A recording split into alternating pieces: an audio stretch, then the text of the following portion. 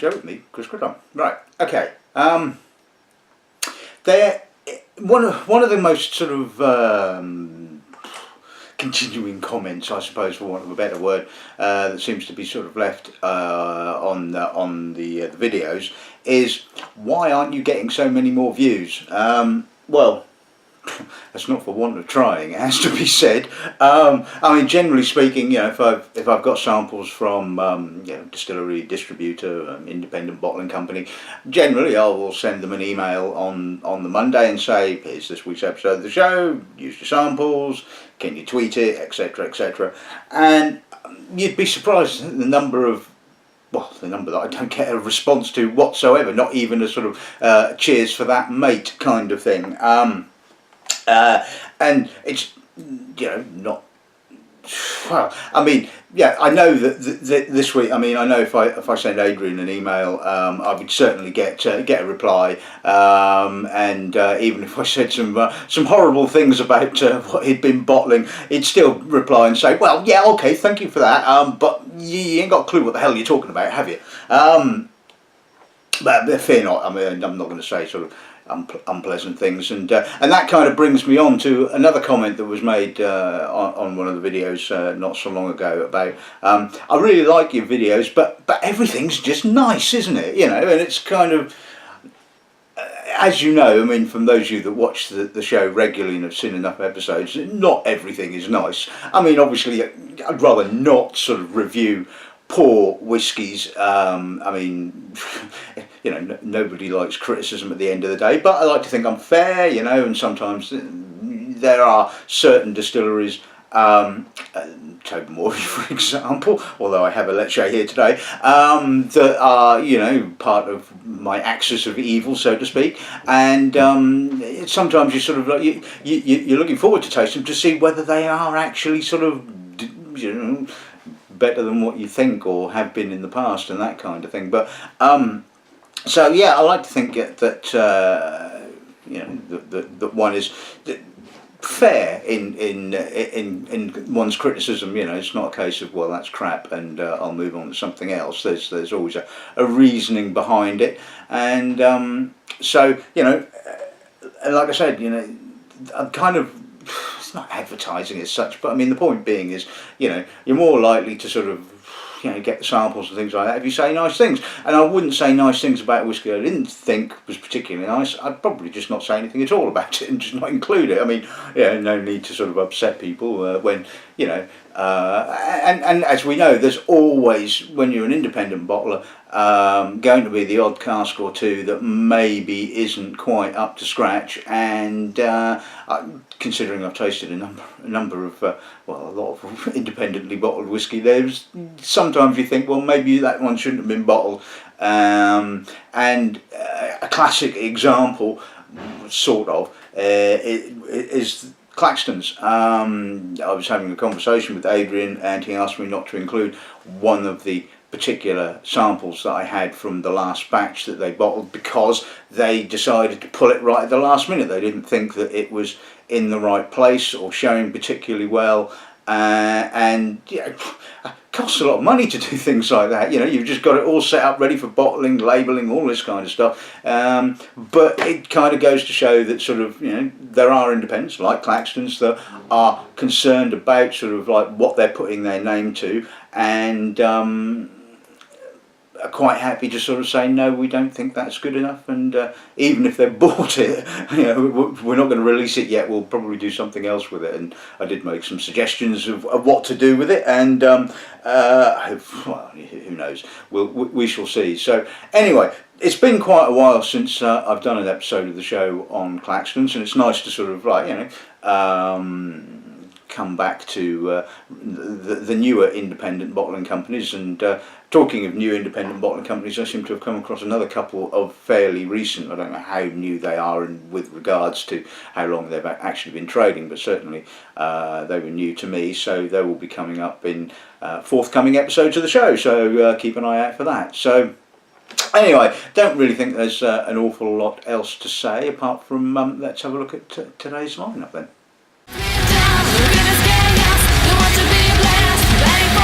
Okay, so today we're going to kick off with a 9-year-old Glenburgie.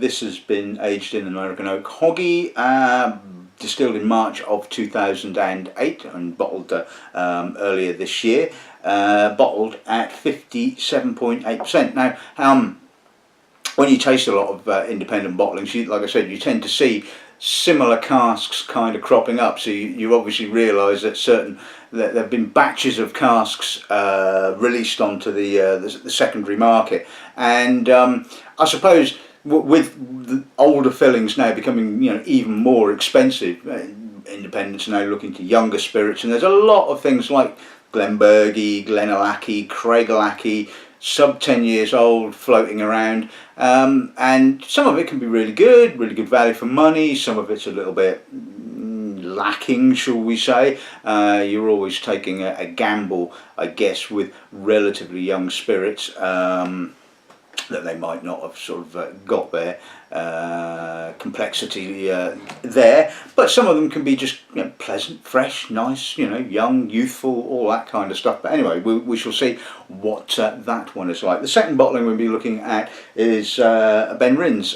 This is a 19-year-old. It was distilled in April of 1997 and bottled at 51.5%. Third one we'll be looking at, again, like I said, all from the latest batch of releases, is a Tullibardine. Now, talking of casks that I've seen quite recently, there does seem to have been a few 24-year-old Tullibardine casks appearing on the market, it has to be said, so it'll be interesting to see what this one is like. Again, American oak hoggy, distilled in March of 1993 and bottled at 52%.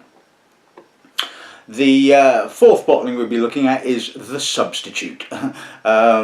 This was from their releases from the tail end of last year. It's a Glenelgin 20-year-old, distilled in 1995, bottled at 51.5 from a single refill hogshead. Now, I believe Serge and his mates gave this, I think it was a 93, I think, so hopefully that should be pretty damn good. And the fourth bottling we'll be looking at is a 20-year-old Arran. This was distilled in September of 1996. Again, a single American oak hoggy, and bottled at 50.3%. And finally, the young Ledaig. Now, this could go one of two ways in my experience. Anyway, so it's 9 years old. It was distilled in June of 2007. Again, a single hoggy and bottled at 53.5. But, I mean, in saying that, I have tasted some pleasant young Ledaigs, and like I probably said in the past, I think the distillery seems to have ironed out some of its technical flaws, and the spirit seems to be an awful lot cleaner these days, although I haven't tasted too much in the way of young Tobermory, but there seems to be a fair amount of young Ledaig knocking about these days. So anyway, that's this week's little lineup. Let's kick off with the Glenburgie then. Okay, so let's see what the nose gives us then, shall we? It's a bit neutral, it has to be said. It's got that kind of, almost kind of grain whisky kind of character. It's high toned, it's quite alcoholic, there's certainly a nose prickle. There's a little bit of white fruit, there's a little bit of dusty barley, some oak. There's a little bit of sweetness there as well. It's pleasant enough. It's like I said, it's got quite a prickle to it. Mind you, it is 57%. Maybe I should have brought some water up, but enough there to dilute. But I mean, I would guess that will sort of settle down a little bit once you put a little drop of water with. But I do think that the nose might stay relatively neutral in character, but it's not too bad. There's a little bit of a dunnity note kind of coming through now. There's like I say, there's a bit of sweetness, a bit of barley. So yeah, okay, let's see what the palate gives us.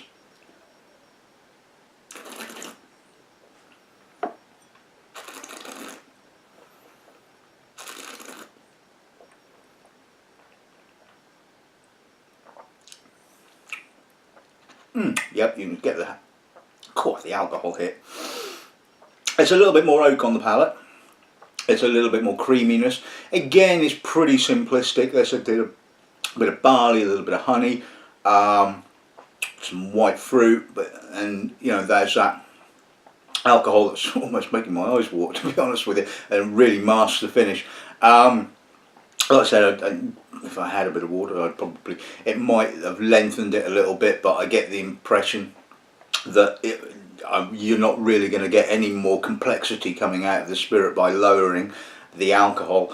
And if you like it with a bit of a kick in the finish, then that certainly has that. So it's not a bad whiskey at all.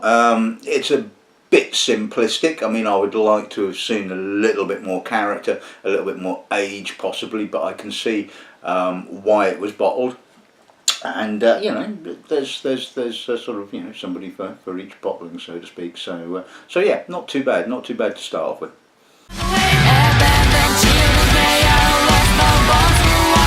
Okay, so let's move on to the 19-year-old Benrinnes. Let's see what the nose gives us on this one, shall we?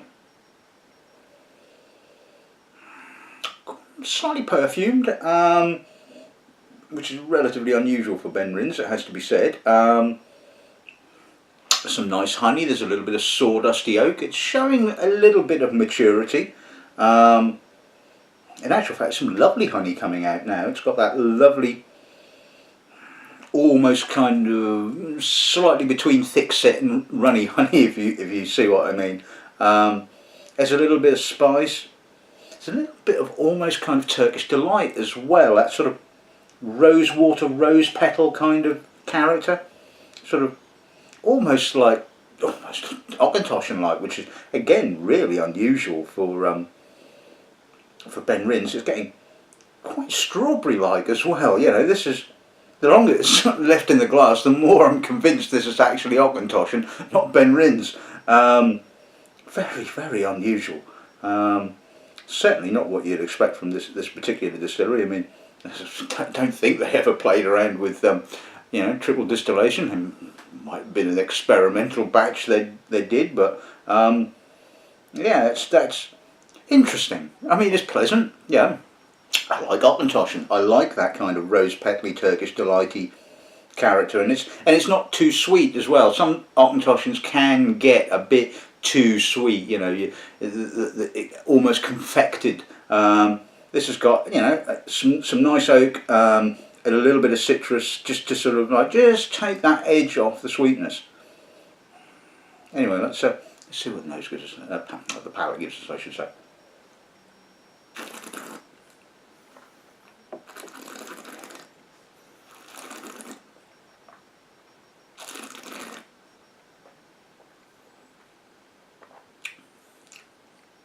Again, kind of kicks off with that slightly dusty oak, barley. There's that little bit of sort of rose watery kind of Turkish delight note kind of coming through in the middle. Not quite so sweet as the nose would suggest. There's a little bit more balance from the alcohol to sort of like, you know, or mitigate that sweetness. So it's kind of kept in check to a certain extent. Gentle spice finish. Quite elegant in actual fact. There's a little bit of almost green apple on the finish, sort of a little bit of citric bite. Yeah, I think that's got some nice progression. Like I said, it kind of starts with the oak and the honey, and then you're sort of getting the spirit kind of coming through. I think that's actually sort of pretty pleasant. And you know, like I said, Benrinnes can be a bit one thing or t'other. But I think this was actually a pretty good cask.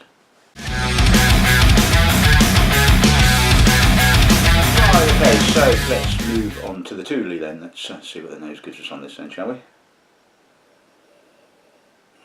It's Tooley. It's got that sort of slight industrial edginess to it. But in saying that, it's got some lovely kind of oak notes underneath. It's almost a kind of, not biscuity, sort of cereally sort of kind of character. Which is unusual given it's 24 years old. Quite malty. Butch, I suppose, would be an appropriate word. It's very kind of there. Again, like I said, it's got there's a little bit of an industrial Mari kind of note kind of coming through. But this is Tullibardine after all. It's never going to be sort of like a pretty little malt, and like with a lot of malts of this kind of characteristic, you want other things to balance up that sort of slightly industrial character, and to be honest with you, it has that. I mean, there's a little bit of chocolate kind of coming through now, bit of spice. It's got a lovely maturity. I mean, you certainly smell that kind of almost baked fruit kind of character. And although it's not got a huge amount of oak, there's enough there to sort of, add another note, another balance.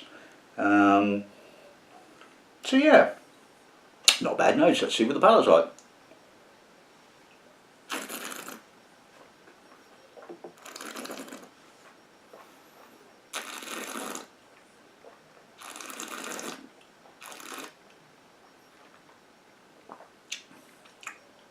Quite drying, sort of barley husks, malt. It's sort of quite dark and a little bit edgy. It's a touch of coffee, although not sort of a huge amount, sort of light coffee. Touch of spice. Again, it feels quite mature. Medium length. A bit of a tongue tingling kind of finish. Just enough alcohol just to sort of like give it that kind of intensity on the finish. I think actually, as far as old Tullibardine goes, I've tasted a lot worse. I think this is quite a pleasant old Tooley, it has to be said. It's, like I said, it's never going to be a pretty whisky by any stretch of the imagination. It's always going to be a bit on the sort of rough and ready, workhorsey kind of style. And if you like that, you, like I said, you want something else just to sort of distract yourself from that element, shall we say. And it certainly has, it has wood character, it has maturation character, oxidation character. Yeah, I think that's all quite well balanced, and I think for an old Tooley, that's not a bad whisky at all.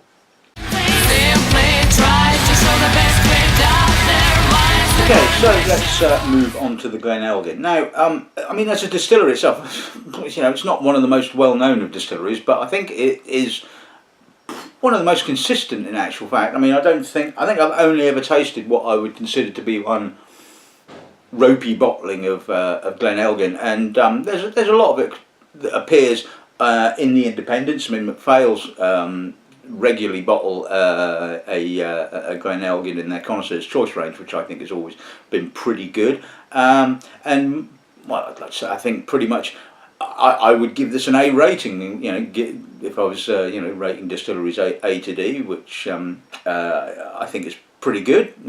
One sort of slightly dodgy bottling, and that was a distillery bottling in 17 odd years, is probably not bad at all. But anyway, let's see what nose gives us on this then, shall we? Oh, that's lovely.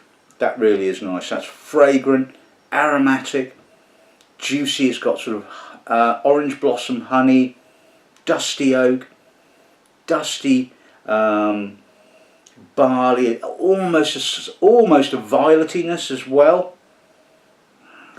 It's lovely.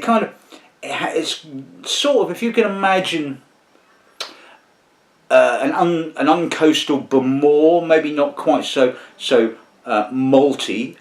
You're kind of in that sort of style, which is high praise, it has to be said. That is absolutely stunning, and I have to say, I mean, I did buy this, and I think I've still got a bottle of it left on the shelf, and I think Serge and his mates were actually sort of absolutely spot on. I mean, I would certainly be looking at giving that a score in around that kind of point, just purely for the nose in itself. It is absolutely stunning. Oh, a little bit of hyacinth possibly, but it's just beautifully aromatic, wonderfully mature. And it just has a lightness to it as well. And this is one of the things I find with Glenelgin. It can have that sort of nice, deep, honeyed core, but it has a kind of a lightness of touch to it. And Oh, this certainly is a pretty spectacular nose. Anyway, let's see what the palate's like.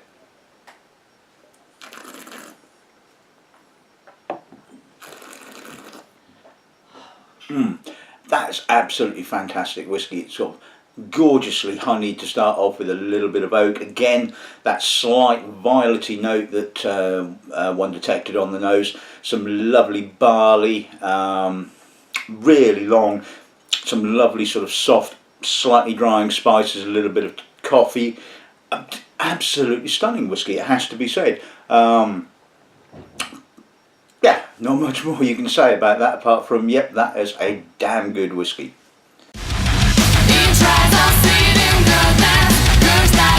Right, okay, so let's move on to the Arran then. Let's see what the nose gives us on this end, shall we?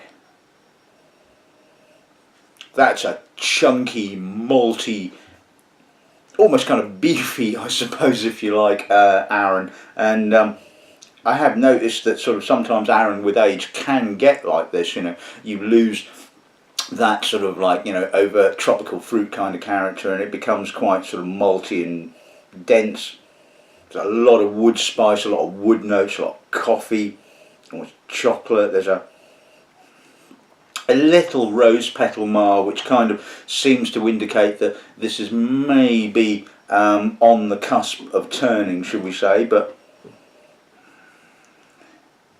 it's got a lovely depth to it. There's a touch of stewed fruit, a little bit of starting to get sort of like almost raisinated, but not quite there, because it's obviously not a sherry cask. Not much in the way of salinity. I would guess this has probably spent quite a few years away from the distillery.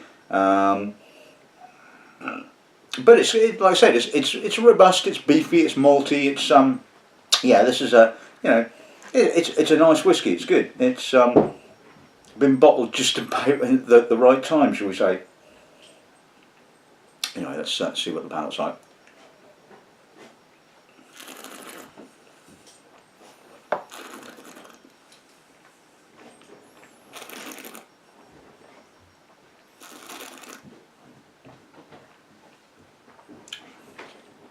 Malty, robust, dark, slightly coffeed, a little bit of almost treacle, a lot of oxidation notes, baked fruit, apple, a little bit of vanilla, old vanilla, a little bit of spice, a smidge short. I think the oak is kind of starting to just get its fingers in, and I'll say I think this was probably bottled just about in the nick of time. It's still a lovely old whiskey, and yeah, you kind of, to a certain extent, with old whiskies, you do forgive them, you know, the few blemishes. You know the oak is going to have started to just take the finish away a little bit, and dry it a little bit, but I still think that that's got a lot of character, a lot of interest.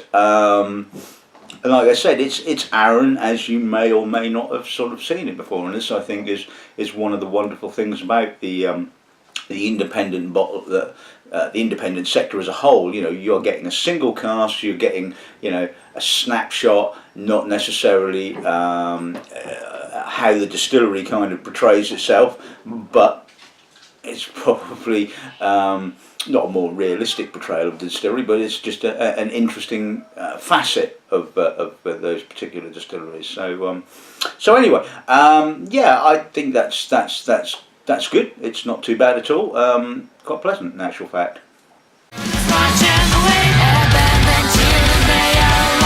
Right, and finally, let's move on to the Leche. Let's see what the nose gives us on this end, shall we? Pretty clean. There is a little off the still note, but that's to be expected. It is only 9 years old. It's got a lovely kind of old school Corlila freshness to it. Citrus, white fruit, a little bit of barley, some lovely kind of gritty peat smoke. Generally, actually, I think this is pretty impressive, it has to be said. Like I said, the one thing that always I got on I got on. God dear me, my English seems to have disappeared as well.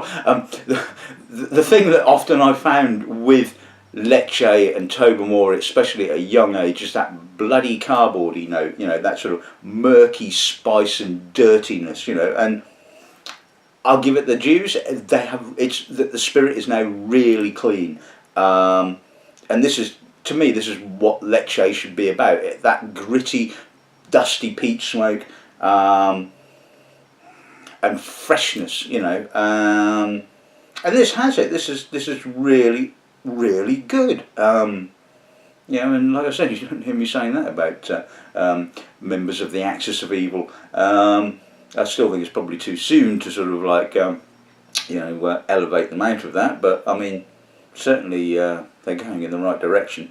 I mean, it does what it says on the tin, so to speak. Again, it's young, it's not particularly complex, but by God, it's clean and peaty. So it can't be too bad. Let's see what the palate gives us then, shall we?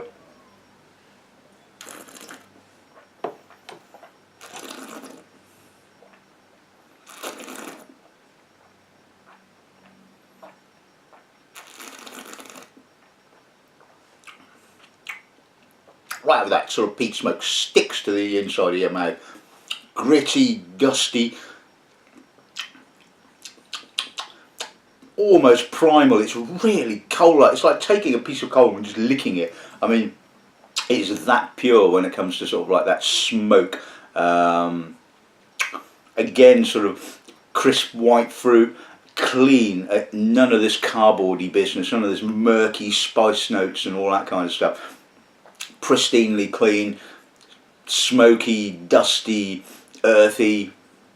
Yeah, it's really nice. I like this. I mean, and if the distillery keeps turning it out like this, then well, excellent. And as long as the independents keep bottling this, then brilliant. No problem with it whatsoever. So. Yeah, like I said, not exactly the most complex of whiskies on the planet. You're not expecting that at this kind of age, but like I said, it delivers what it delivers really nicely. So I can't argue with that. Nice finish, I think. Right, okay, so let's sum today's episode of the show. Well, I think it's nice to see that the independent sector is alive and kicking. I mean, a few years ago there was talk of its demise and distilleries hanging on to casks and all this kind of stuff, gaps in inventories and all that kind of stuff. But from what I've seen, the secondary market is still pretty buoyant, and there are always going to be distilleries that are, looking to basically, make some money quickly, by selling a handful of casks off, and there's always going to be people that are looking to buy these casks. So anyway, I think by and large, I think this was a really good tasting. The Glenburgie, pleasant enough. I mean, it's, like I said, a bit young. I can see what it's bottled. It's the price, all that kind of stuff, and it's okay, not too bad. It is what it is, should we say? The Benrinnes, bloody unusual, as to be said. I can't say I've come across a Benrinnes that sort of has tasted or had that aroma before, but that's the wonderful thing about single casks, isn't it? The Tullibardine, it's not bad for an old Tooley. It has to be said. I don't think it's something I would want to put on the shelf. It has to be said. But then it is Tooley, and I think it's sort of like I think basically it's not a bad bottling. If you like that style of whiskey, then brilliant. You're going to love that one. At the end of the day, the Glenelgin, although it almost did for me, it has to be said. I think that was a stunningly good whiskey. I mean, really, really good. It's like I said, it had everything that you'd want from a sort of an old Spey, Highland, that kind of style of whiskey. It had that lovely kind of lightness of touch to it, some lovely honey, a little bit of violetiness, and it's like I said, it's a distillery that is probably I wouldn't say underappreciated, but I think sort of, you know, it's one that's sort of not so well known as others, and I think it probably should be. The Arran, yeah, okay, interesting bottling, slightly different side to Arran that you may or may not have encountered before. A lot of people, I guess, would have, you know, discovered Arran through the distillery range, which tends to have the emphasis on the tropical fruit kind of character. But I've tasted a number of independent Arrans that have this kind of darker, maltier kind of character. And I suppose if you've ever tasted some of the vattings they've done, or the distillery's done, like the illicit stills and things like that, you know, you will get that they display that slightly different, less tropically kind of character, because they're bringing in the older spirit that has that darker maltiness to it, and yeah, interesting, really quite interesting. And the leche, well, yeah, I like that. I mean, I think sort of, like I said, it's when you have an opinion about a distillery, which may or may not be completely correct, you know, but when you have a slightly negative view of a distillery, you're always kind of looking for that particular distillery to occasionally surprise you. And I still think that, and I think that sort of Tobermory are certainly doing that, and that is a lovely leche. And if you like that sort of pretty straightforward, intensely sort of dusty coal dust peat kind of thing, well, that's kind of up your street. So anyway, that's this week's episode of the show in the bag. Not much more to say apart from, well, obviously I have no whiskey left. So hopefully you're going to enjoy the rest of the sun for this weekend. If you live in the UK, you'll know what I mean. So until next week, good afternoon and good ramming.